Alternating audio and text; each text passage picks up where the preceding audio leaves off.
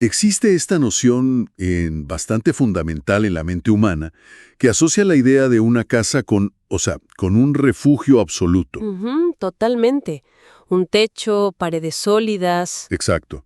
Una estructura física que, a ver, se diseña pieza por pieza con un propósito que es primordial: mantener el caos del mundo exterior, pues, afuera. Claro, es una barrera. Sí, las casas se erigen sobre ladrillos, sobre cemento, sobre vigas de madera que están calculadas al milímetro. Es un concepto tangible, matemático y, sobre todo, seguro. Uno asume que al cerrar la puerta con llave, el peligro queda literalmente del otro lado. Y es una delimitación arquitectónica que cumple una función, te diría, casi biológica para nuestra especie. Ese espacio puramente funcional actúa como una barrera indispensable entre la vulnerabilidad del ser humano ante la intemperie y esa necesidad psicológica de control, ¿no? De seguridad. Sí, sí, sí. Sin esa barrera, la ansiedad ambiental sería constante para cualquiera. Pero hay situaciones, y este es un fenómeno que cualquiera que haya cruzado el umbral de un edificio centenario puede reconocer inmediatamente, en las que esa función de barrera, digamos que, parece fracasar. O peor aún, parece invertirse por completo. Tal cual.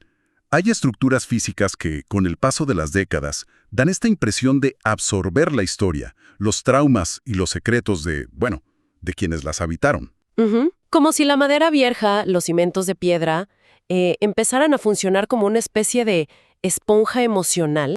Exactamente. Llega un punto en que esa casa deja de ser un simple catálogo de materiales de construcción y muta, o sea, se convierte en un archivo vivo de memorias. Es fuerte eso. Muy fuerte.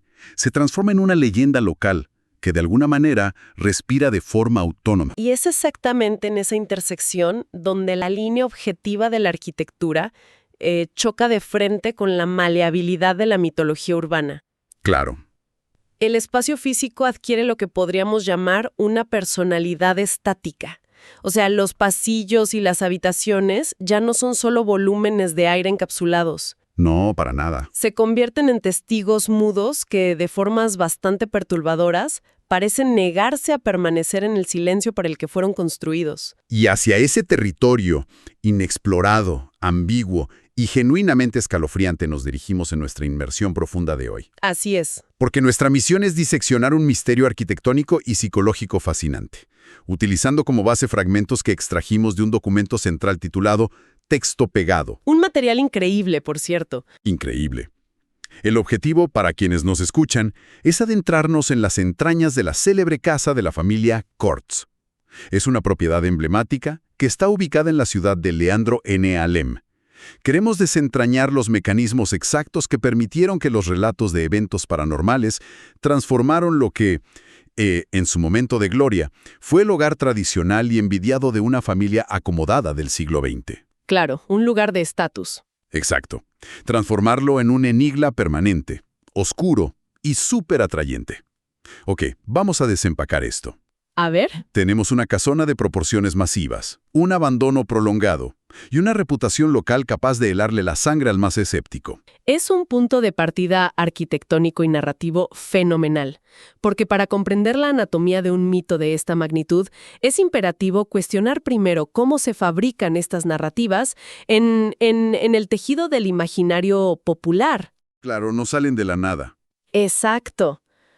Las leyendas urbanas de este calibre no se materializan por generación espontánea.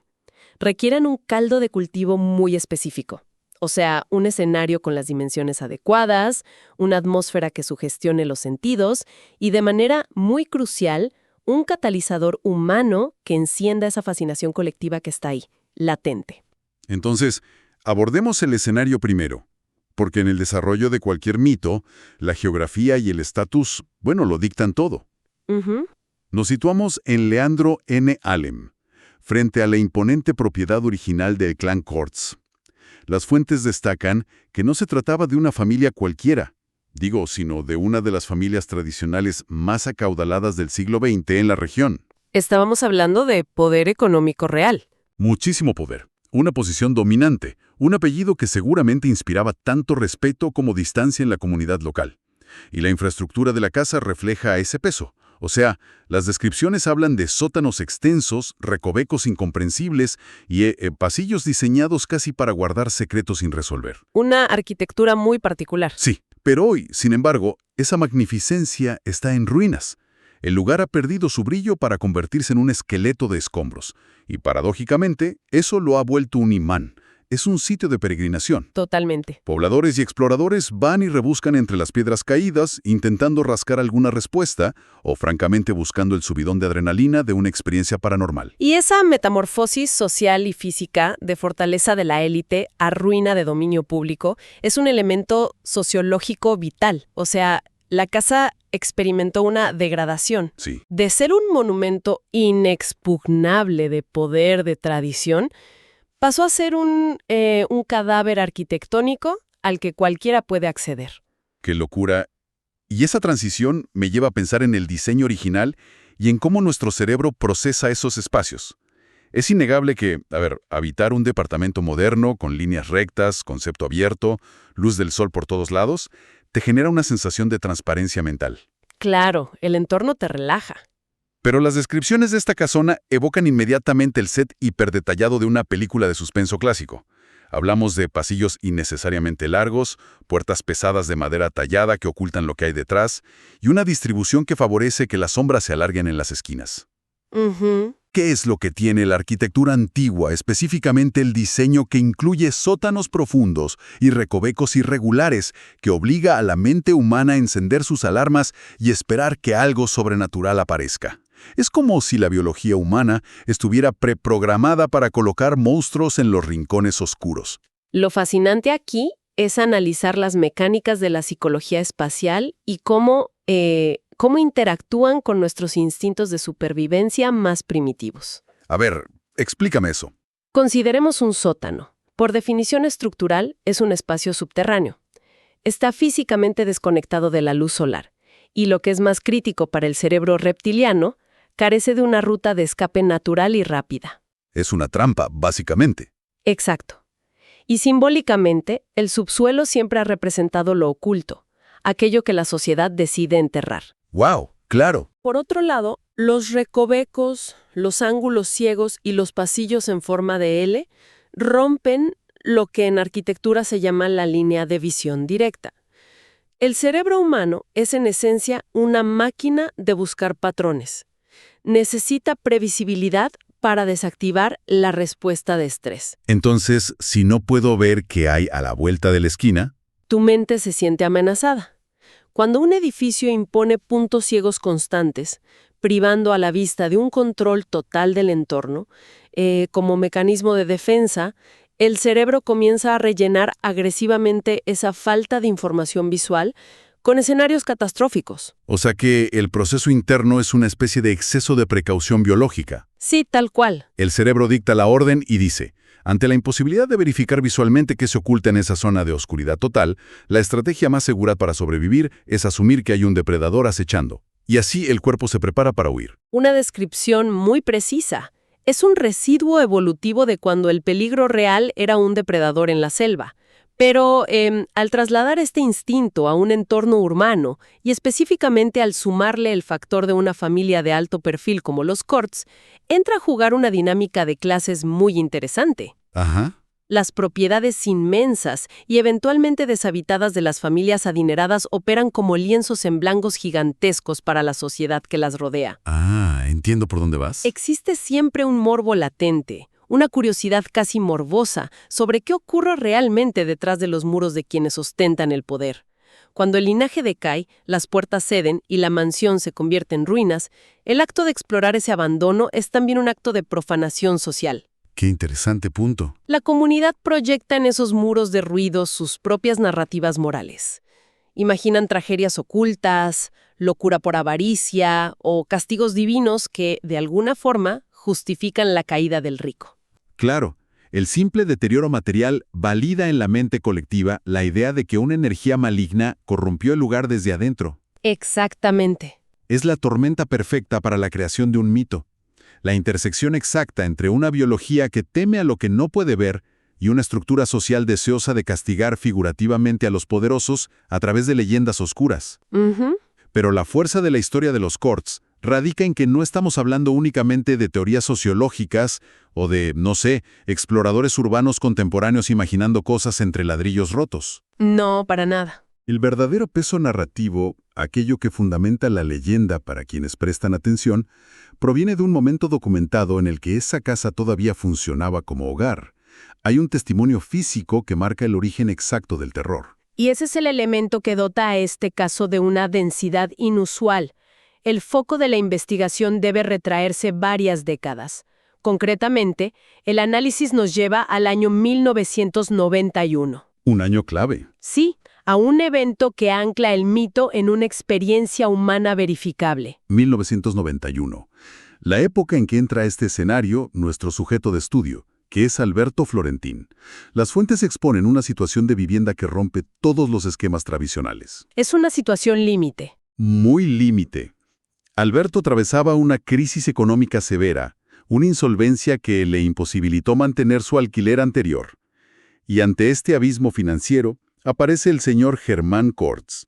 En lo que desde afuera podría leerse como un acto de caridad aristocrática, Corts le ofrece refugio en su inmensa propiedad. Parecía un salvavidas, ¿no? Parecía, claro, pero el detalle escabroso es el lugar asignado. O sea, no lo instala en un anexo para invitados ni en una habitación cómoda de la planta baja. Le cede el altillo de la inmensa residencia. El altillo. Y es en ese confinamiento superior donde la realidad de Alberto comienza a fracturarse por completo. Los testimonios indican que las noches se volvieron insostenibles. Estaban plagadas de ruidos tan potentes y persistentes que conciliar el sueño se convirtió en una imposibilidad física. Pero detengamos el análisis en la acústica de ese espacio por un segundo. Dale. Un altillo de madera en una propiedad centenaria. Es inevitable hacer una analogía musical acá.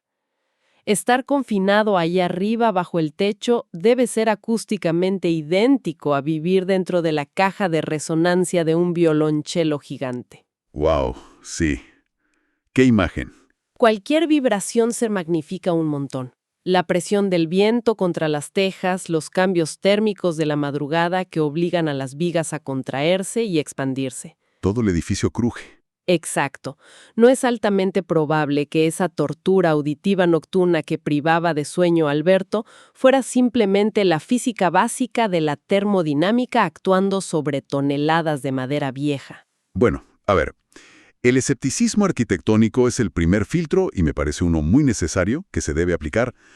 En estructuras de esa envergadura, el sonido no solo viaja, sino que se distorsiona de maneras que engañan muchísimo al oído humano. Claro. La madera se asienta y las corrientes de aire en conductos largos pueden emular lamentos. Eso es un hecho. Sí, es pura física. Sin embargo, quedarse solo en la física del edificio sería ignorar la maquinaria psicológica que estaba operando en la mente de este inquilino.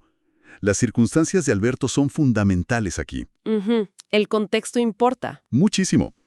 Es un individuo despojado de recursos económicos, cuya supervivencia depende enteramente de la benevolencia de un terrateniente local. Se encuentra habitando un volumen de espacio inmenso que le resulta ajeno, extraño, y encima está confinado a la zona más alta, aislada y vulnerable de toda la estructura. Es un caldo de cultivo perfecto para la paranoia. Total. Tenemos el aislamiento físico en el altillo, la presión psicológica aplastante de la ruina económica y esa sensación intrusiva de estar durmiendo en un mausoleo que respira con la historia de otra estirpe. Intrínsecamente ruidoso. Bueno, preparan el terreno de manera implacable. Es que el sueño es clave. Totalmente. Cuando privas a un cerebro humano de los ciclos de sueño reparador a causa de ruidos, sean estos estructurales o de otra índole, la frontera neurológica que separa la vigilia del estado onírico empieza a disolverse. Ajá, empiezas a alucinar. El agotamiento extremo induce una hipervigilancia patológica. En ese estado de sugestión inducida por el insomnio, un crujido térmico en la viga del techo ya no se procesa como madera asentándose. La mente lo decodifica inmediatamente como el sonido de unos pasos sigilosos acechando en la oscuridad. Claro. El entorno hostil amplifica cualquier pequeño estímulo sensorial hasta convertirlo en una amenaza inminente. Y la casa actúa de forma casi sádica, te diría, como un director de orquesta afinando los nervios de su inquilino hasta llevarlos al punto de ruptura. Primero aplica la privación del sueño. Luego introduce la ambigüedad del sonido para generar pánico. Es una construcción magistral de la tensión ambiental. Sin embargo, la narrativa que nos brindan las fuentes no se estanca en la ambigüedad acústica. La historia da un salto cualitativo acá. Pasa a otro nivel. Pasa del terreno de las dudas, los ruidos que podrían ser el viento, a una confirmación empírica y visual absolutamente indiscutible. Un encuentro cara a cara que elimina cualquier posibilidad de racionalización acústica. Llegamos así al epicentro del trauma documentado, la famosa noche de la tormenta de viento. Sí, Un punto de no retorno en la leyenda. es una escena que parece extraída directamente de la literatura gótica más cruda, pero ojo, presentada como un hecho verídico. Las condiciones meteorológicas son extremas. El viento azota la ciudad. Alberto, lidiando con esa falta de sueño crónica en el altillo, se ve obligado a levantarse de la cama porque el vendaval ha abierto de golpe una ventana. Me lo estoy imaginando y ya me da escalofríos. Es que es fuerte. Se acerca para cerrarla y asegurar el pestillo. Al hacerlo, su vista se dirige naturalmente hacia la casa que se erige justo enfrente. Y hay un detalle que el texto origen subraya con tinta roja, ¿eh? Esa casa vecina estaba completamente abandonada y deshabitada. Vacía. Vacía. Sin embargo, en medio del caos del viento, Alberto ve una luz, una iluminación blanca y, cito, antinatural. Recorta una de las ventanas de esa propiedad vacía. Hay una cortina agitándose violentamente hacia afuera, y justo detrás de esa tela ondeante, la silueta de una persona. Guau. El texto describe a una figura de cabello negro azabache, cubierta por una túnica impecablemente blanca. La figura no está simplemente ahí de pie, está clavando su mirada directamente en Alberto.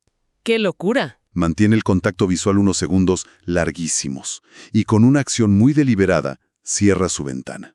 Y aquí es donde se pone realmente interesante. Porque, a ver, se rompe el estereotipo del espíritu errático. Esta no es una aparición difusa cruzando un pasillo ignorando a los vivos. No hay una intencionalidad brutal en la escena. El contacto visual sostenido transforma un avistamiento fortuito en una confrontación directa. Es un mecanismo psicológico que domina el cine de Alfred Hitchcock. Totalmente. Esa dinámica de asomarse a la intimidad del otro lado de la calle. El observador mira hacia una casa vacía, esperando confirmar el abandono. No, la ausencia total de vida. Pero de repente, el abismo le devuelve la mirada. Existe un terror paralizante y profundamente atávico en escudriñar un edificio que la razón y la lógica dictaminan como desierto, para descubrir que una inteligencia oculta en la oscuridad ha estado monitoreando cada uno de tus movimientos. Es que hace trizas cualquier concepto previo sobre las leyes de la realidad. ¿Tal cual? Analizados desde la teoría de la percepción, representa la transgresión definitiva de los límites espaciales y de poder. ¿Cómo es eso? Bueno, cuando un ser humano observa una casa vacía, se asume implícitamente en una posición de superioridad y seguridad. El humano es el sujeto que observa, está activo y vivo. El edificio es el objeto observado, pasivo y muerto. Claro, el edificio no te puede mirar.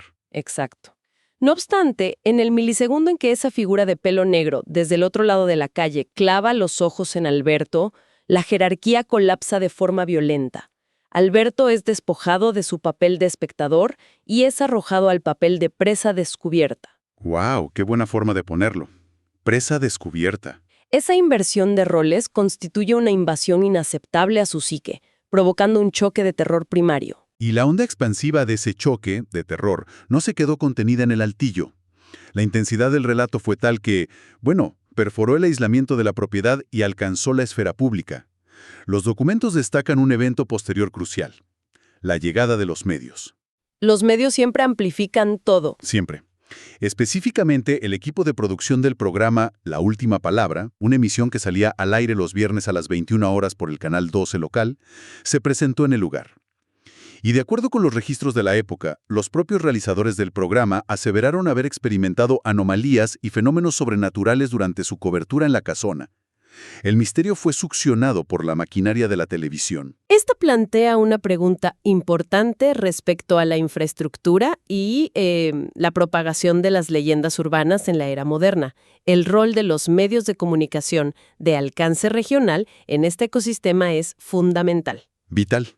La intervención del Canal 12 no puede tratarse como un mero dato anecdótico. Es el punto de inflexión que altera la estructura genética del mito. Ujú. Convierte la pesadilla solitaria de un inquilino al borde del colapso nervioso en un fenómeno escrutado e investido de interés público. Los medios televisivos funcionaron como un notario de la realidad en este caso. Pero hay que ser de abogado del diablo aquí, ¿no? A ver, Estamos hablando de un programa nocturno de los años 90, emitido un viernes. Es de conocimiento general que la televisión comercial, y más en esa franja horaria, vive del sensacionalismo, busca el impacto fácil para mantener a la audiencia.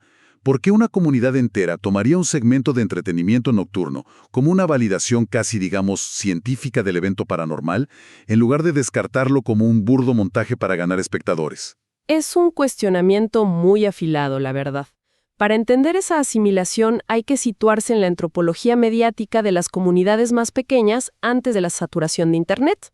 Claro, eran otros tiempos. En ese contexto, el canal local no era visto exclusivamente como entretenimiento frívolo.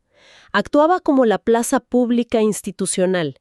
Si una entidad con cámaras, micrófonos y presentadores conocidos, investida de cierta autoridad tecnológica, se adentra en el corazón de la leyenda y emite en horario estelar que algo sucede ahí, se produce un efecto de arrastre cognitivo tremendo. Claro, la gente dice si sale en la tele es verdad. Le otorga a los temores irracionales de la gente un sello de legitimidad. El programa le comunicó al colectivo social ese miedo visceral que siempre sintieron al pasar frente a la mansión Kurtz no es paranoia. Tiene base en la realidad y las cámaras lo respaldan. Wow. Cuando la televisión local legitima lo paranormal con sus propias supuestas experiencias, el mito se solidifica como cemento. Revertir esa narrativa y volver a percibir la estructura solo como vigas y ladrillos se vuelve una tarea imposible. La historia queda enquistada permanentemente en la memoria cultural. Es fascinante. Verdaderamente fascinante atestiguar la mecánica mediante la cual se forja el folclore en tiempo real. Se requiere la materia prima de una experiencia individual terrorífica en el silencio de la madrugada, sumada a una cámara de eco mediática que la proyecte a toda la comunidad. Sí, es un combo explosivo. Sin embargo, y a pesar de lo cinematográfico y aterrador que resulta la imagen de la figura asomada en la tormenta, el punto crítico definitivo para el protagonista de este relato no ocurrió esa noche de viento huracanado. No, eso fue solo el principio del fin. Exacto. La agresión visual desestabilizó a Alberto indudablemente.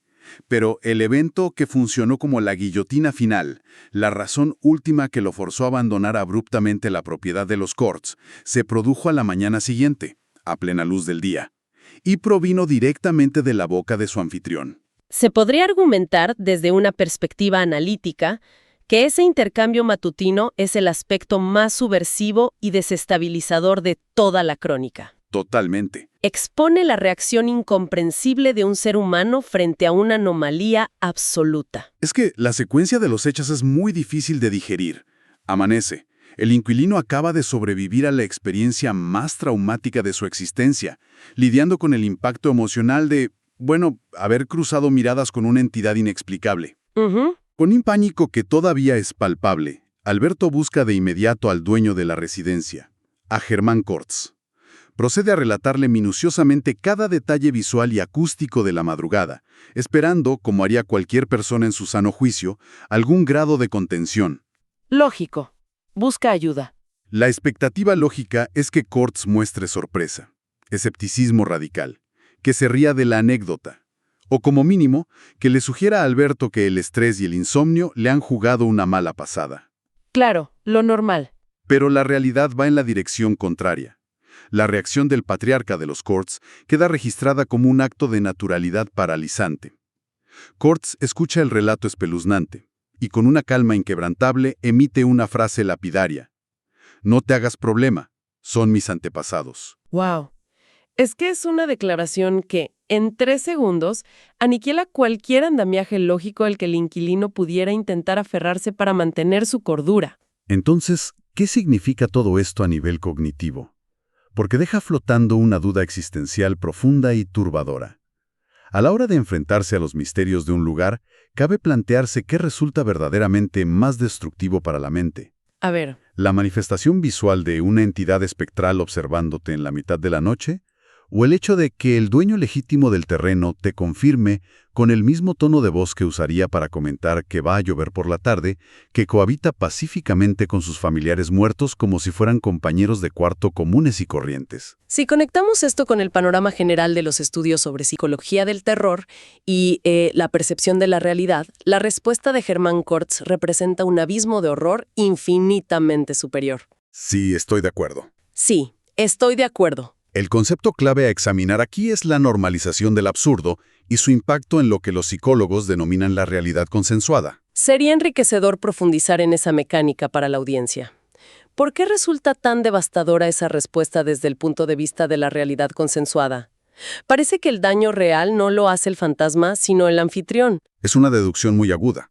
El cerebro humano depende críticamente de la realidad consensuada para funcionar en el día a día.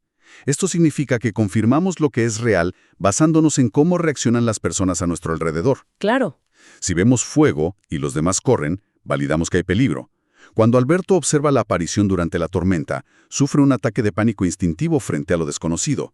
Su plano de existencia choca contra una anomalía, y el miedo es la respuesta más saludable. Es lo esperado. Al amanecer, busca a Germán Kortz desesperadamente para usarlo como su ancla de realidad. Necesita que otra persona humana, una figura de autoridad, restablezca las reglas del mundo físico diciendo: Alberto, las apariciones no existen. Estás sufriendo alucinaciones por agotamiento. Pero Germán hace la maniobra opuesta. Exacto. Al pronunciar ese "son mis antepasados", con tal nivel de trivialidad doméstica, Germán pulveriza el ancla de realidad. No solo legitima empíricamente la existencia de una monstruosidad paranormal, sino que evidencia un hecho perturbador. Él mismo ha asimilado y normalizado la convivencia diaria con la muerte. Es decir, genera una disonancia cognitiva masiva. Es equiparable a acudir a un profesional médico por un dolor inexplicable y que éste, tras examinarte, te informe con total parsimonia que tu mutación es algo habitual en su clínica. ¡Qué buen ejemplo! El horror ya no emana de la enfermedad en sí, sino de la monstruosa tranquilidad de quien debería protegerte o darte una respuesta lógica. La analogía capta perfectamente la esencia del trauma. La aceptación serena y pasiva de Germán hace pedazos la matriz de realidad en la que operaba Alberto. El mensaje subyacente de esa frase fue: no estás sufriendo alucinaciones. La dimensión sobrenatural opera en esta casa como una regla física más y mi familia la acepta. Es fortísimo. Para un forastero en situación precaria, asimilar que no solo hay espectros, sino que los seres humanos vivos que rigen la propiedad han abrazado esa cohabitación de manera rutinizada, resulta insostenible para el cerebro. Demuestra una divergencia abismal en la comprensión de las leyes fundamentales del universo. Por ello, el terror definitivo no reside en la entidad tras la cortina. Reside en la toma de conciencia de estar atrapado en un ecosistema claustrofóbico donde la línea divisoria entre la vida y la muerte ha sido borrada con la autorización expresa del dueño. Ese quiebre de consenso es el verdadero motor de la huida de Alberto. Claro, el peligro no venía solo de los espíritus, sino del hecho de que el guardián físico del lugar operaba en alianza con ellos. Exactamente. Esa pérdida del acuerdo social sobre lo que es real y lo que no es brillante y aterradora al mismo tiempo. Alberto recoge sus pertenencias y huye porque procesa una revelación sombría. En los límites territoriales de la mansión Kortz, el ente extraño, la anomalía fuera de lugar, es él. Totalmente. Él es el bicho raro ahí. Los habitantes vivos y muertos operan bajo un acuerdo macabro y superfluido, y él, un inquilino de paso con problemas financieros, no tiene ninguna posibilidad de sobrevivir mentalmente a esa dinámica familiar sin volverse loco. Y así es como se forja el hormigón de la leyenda perdurable. Ya no se clasifica como una simple crónica de fantasmas genérica. Evoluciona a la historia de un linaje que, bajo el escrutinio de los habitantes locales, decidió regirse por su propio conjunto de leyes metafísicas, aislándose del resto del mundo. Llegados a este punto, es posible ensamblar todas las piezas de este profundo análisis. Comenzamos indagando cómo una monumental estructura arquitectónica, repleta de sótanos y madera crujiente, podía transformarse en el epicentro de un fenómeno que sigue convocando a curiosos empedernidos al día de hoy. Tras diseccionar las fuentes y el contexto, resulta evidente que este nivel de densidad mitológico no se genera por capricho. Un acuerdo de vivienda aparentemente insignificante por problemas de liquidez financiera, firmado en el año 1991 en la ciudad de Leandro N. Alem, actuó como la llave maestra que dejó al descubierto el núcleo de los secretos del clan Corts. Todo encaja en una secuencia de validación. La experiencia de aislamiento extremo y vulnerabilidad sensorial de Alberto Florentín operó como la chispa inicial. Sí. Luego, la intervención del Canal 12 inyectó la narrativa de esteroides mediáticos, otorgándole veracidad pública. Y por encima de todo, la escalofriante indiferencia de Germán Corts ante lo paranormal terminó por cimentar la mística inquebrantable de la propiedad. Es verdad, los pasillos de esa casa dejaron de tener un propósito arquitectónico para transformarse exclusivamente en conductos para lo inexplicable. ¿Tal cual? Resulta sumamente enriquecedor analizar este tipo de eventos, ya que exponen con claridad meridiana cómo el folclore y las leyendas de una localidad rara vez son ejercicios de pura ficción literaria. Tienen base en la realidad. Exacto. Tienen sus raíces clavadas en el tejido de las interacciones humanas genuinas. Surgen de las tensiones socioeconómicas de quienes no tienen nada que perder, de la explotación de nuestros miedos biológicos primarios ante la oscuridad, de la maquinaria mediática de un viernes por la noche en los años 90, amplificando el morbo y, bueno, de encuentros que provocan un terror innegable en quienes los experimentan. El mito es, a fin de cuentas, la destilación de las verdades y ansiedades humanas llevadas al máximo extremo posible. Las construcciones arquitectónicas no adquieren una naturaleza embrujada únicamente por la acumulación de años en sus vigas. Se vuelven embrujadas en virtud de las narrativas que la sociedad permite que hagan eco en sus pasillos vacíos. Y, por supuesto, por culpa de aquellos propietarios que se rehúsan categóricamente a desmentir la existencia de lo imposible. Es una reflexión muy certera. Y para concluir esta exploración, para quienes nos han acompañado hasta acá, hay un pensamiento que resulta difícil de apartar tras revisar minuciosamente las fuentes. A ver. Una idea que vale la pena meditar la próxima vez que la vista se pose sobre un gran edificio sumido en el abandono. Hay una perspectiva fascinante que considerar. Cuando una residencia de este calibre queda finalmente desierta, cuando el linaje se extingue, los herederos se dispersan y el techo inevitablemente comienza a ceder ante la humedad, ¿a quién le pertenece en realidad la memoria y la historia de ese espacio? Qué buena pregunta. ¿Pasan los derechos de propiedad a los seres humanos vivos? ¿A esos exploradores urbanos contemporáneos que se abren paso entre la maleza buscando descifrar un misterio? ¿O es posible que la jurisdicción absoluta de esa casa siga perteneciendo a los antepasados, a esas sombras arraigadas tras las cortinas que tomaron la decisión inamovible de no irse cuando se selló la última ventana hace tantas décadas? Es un dilema inquietante.